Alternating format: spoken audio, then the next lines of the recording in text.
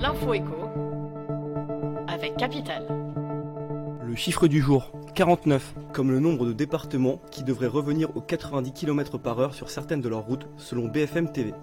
Édouard Philippe a annoncé cette semaine un recul concernant la mesure contestée de la limitation de vitesse à 80 km/h. Mais ce sont les présidents des conseils départementaux qui devront prendre cette responsabilité. Le Nord, les Alpes-Maritimes ou encore le Finistère devraient repasser aux 90 km/h. Du côté de l'Île-de-France, des Bouches-du-Rhône ou encore de la Marne, la prudence est de mise et aucune décision n'a été prise.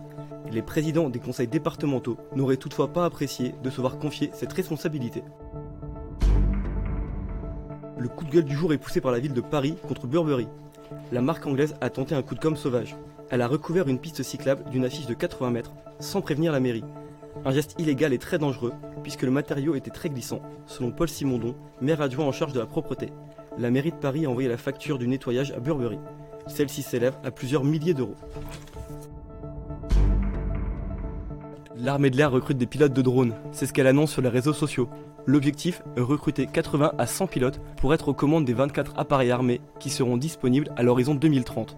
Ces pilotes seront intégrés à un équipage de 4 personnes, avec un officier de renseignement, un opérateur capteur d'images et un analyste d'images. Ce sont donc plusieurs centaines de personnes qui vont être recrutées. Un bac suffit pour postuler. Le salaire dépendra du grade. Un sous-officier gagne 1 500 € par mois, un officier 2 000 €. Et on termine avec cette première concernant le mouvement des Gilets jaunes. La justice a décidé de saisir les 3 appartements d'un gilet jaune afin de payer les dégâts qu'il a causés. 2 hommes ont été écroués après avoir participé à plusieurs actes de dégradation dans le Var.